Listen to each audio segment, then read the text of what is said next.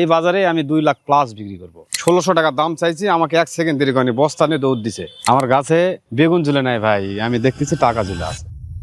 আমার নাম মোহাম্মদ আব্দুল সালাম, গ্রাম প্যানিয়াল, জেলা জয়পুরহাট। গ্রিন বল বেগুন সম্পর্কে প্রথম ওই যে একটু নেটে দেখছি, পরে বললো যে ভাই বেগুনটা আমাদের ইয়ার মালিকের, বিক্রি করতেও ভালো, আবার ফির মনে করেন যে চাষ করতেও ভালো, ভাইরাস নাই, সবকিছু সহনশীল। তখন আমি আরো তো সুবিধা, তার ইয়ার মালিকের আমি তরমুজ করি, ইয়ার মালিকের লকুজ করি, ইয়ার মালিকের টমেটো করি, তো বেগুনটা একবার করে দেখি। এই জন্যই খুব চেষ্টা করে আমি এই চাষটা করছি। বীজটা যখন গাড়ছি তখন থেকে আবহাওয়ার যে অবস্থা রে ভাই, তারপরে যে এই আবহাওয়ার মধ্যে এত সুন্দর একটা ফসল তৈরি হবে আমি এটা স্বপ্ন কখনো ভাবিনি। এই জমিটা আমার 3 বার পানি ডুবে গেছে, চারা দেওয়ার পরে পান বৃষ্টি, তারপরে যে বাগানটা হয়েছে এটা আল্লাহর কাছে লাখো শুকরিয়া।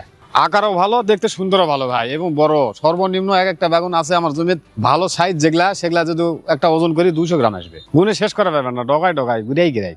এমন এমন জায়গা আছে ঝোপা, একটা করে ঝোপায় 3টা করে ফল, 3টা-4টা করে ফল। এই গাছে জেমিনি ভাইরাস কোনো অ্যাটাক করে নাই, কোনো জায়গাতে কোনো সমস্যা নাই। অন্য বেগুন যেটা করছি দেখা যাচ্ছে কোনো গাছত পোকা লাগে, কোনোটা ভাঙে পড়ে, কোনোটা দেখা যাচ্ছে যে ভাইরাস ধরে নিচ থেকে পচে যায়, ডগা পচে, পাতা পচে, মেলা ধরনের সমস্যা। কিন্তু এতে কোনো সমস্যা দেখতেছি না আমি। ফুল ফল যথেষ্ট আছে ভাই, যথেষ্ট। আমি এটা কখনোই আশা করিনি যে এত বড় বেগুন এত ভালো ধরবে।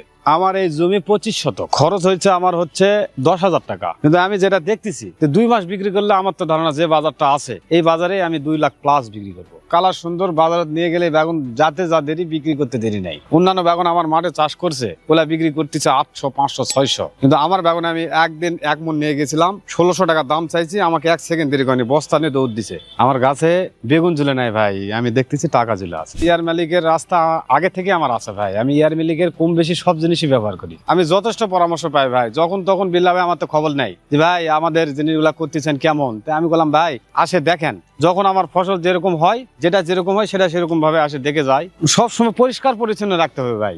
বেগুনের ক্ষেত সবসময় যত পরিষ্কার রাখবেন, যত ভালো রাখবেন, যত পরিশ্রম করবেন, অত ভালো রেজাল্ট পাবেন। যদি আমি এই ক্ষেতটা যদি লাগাই থুতাম, কোনো কিছু করতাম না, তাহলে কিন্তু এত সুন্দর ছিল না। ভালো করছি বিধায় ভালো হয়েছে, আরো ভালো হবে সামনে।